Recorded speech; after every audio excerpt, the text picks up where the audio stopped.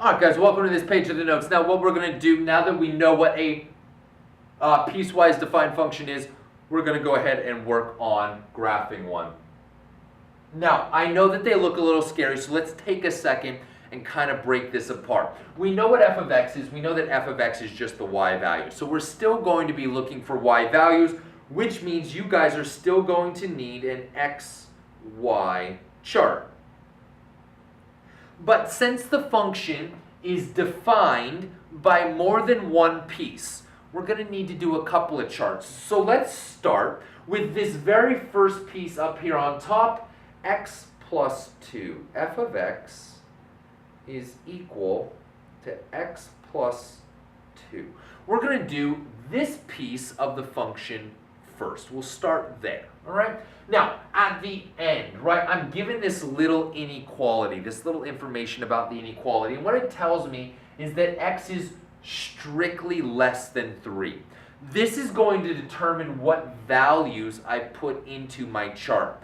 I can only use x values that are less than 3. Well, what are some good x values that are less than 3? Well, 2 is a great one, and 1, and 0, and -1.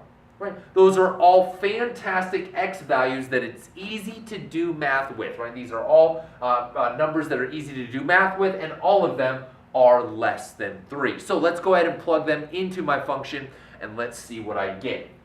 I plug a 2 in for x. 2 plus 2 is 4, so I get a 4. I plug a 1 in for x. 1 plus 2 is 3. I plug a 0 in for x, and 0 plus 2 is 2. I plug a -1 in. -1 plus 2 would be a +1. Let's go ahead and graph those points and see what we get. I have the point 2, 4. Sorry, let me change my size here so you guys can see it. 2, 1, 2, 3, 4 right there. I have the point 1, 3, 1, 3. I have the point 0, 2, and I have the point -1, 1. Okay, awesome. So it looks like I've got a line here that goes in this direction. But remember, I'm strictly less than 3. Strictly less than means an open circle. Open circle. So I need to check one more point. I need to check that +3.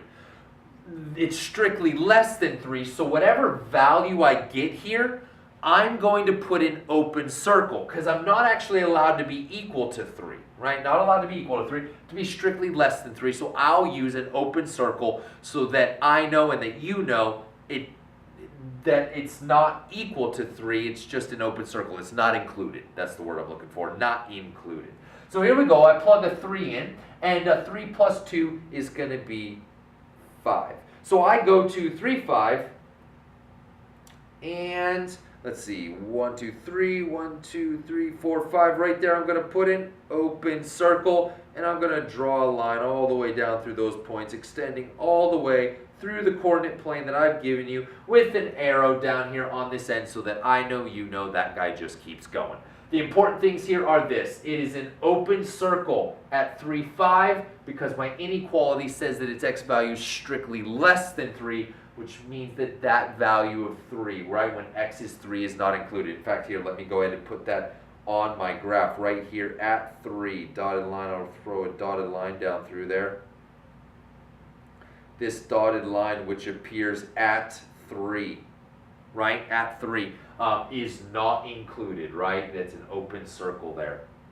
Okay, let's go ahead then and do now the second piece of my graph. And so that I can still see my graph, I'm going to go ahead and erase what I've got here just for a little bit of space. So let me go ahead and get rid of this. And here we go. Now I'm going to do the second piece of my graph. Well, the second piece is defined by 2x minus 3. So f of x is equal to 2x minus 3. Okay. Now I need to set up my xy chart. But this time, my x values, according to the little piece of information given to me by the inequality, need to be greater than or equal to 3. Well, let's pick some numbers that are easy to do math with that are greater than or equal to 3. Of course, starting with 3. So we'll do 3, we'll do 4, we'll do 5, let's do 6. Those should all be pretty easy, more than enough spots. I plug a 3 into my equation. 2 times 3 is 6, and 6 minus 3 would be a positive 3. 4, I plug a 4 in. 2 times 4 would be 8. 8 minus 3, how about 5? Plug a 5 into the equation. 2 times 5 is going to be 10. 10 minus 3, how about 7? And then here we go, 6.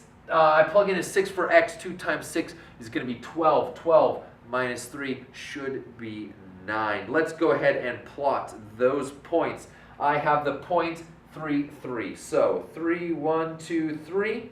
That is going to be a closed circle because 3 is included. 3 is included. How about 4, 5? 4, let's see, 3, 4, 5 right here. 5, 7, 5, 5, 6, 7, 6, 9, 6, 9. Let's go ahead and connect those points with a line, see what we get. Make sure you extend your line all the way through the graph, ending with an arrow so that I know you know it keeps going. All right, here we go. If you go back to the previous page, what you'll notice about the graphs is that there are several lines on the same graph, right? That's because each of these pieces represents a line.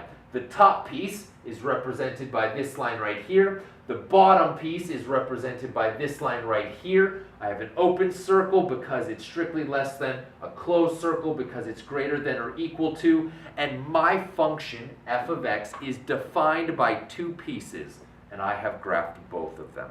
Head on over to the next page of the notes. We'll give another one of these a try because they are a little tricky, so I'll meet you over there.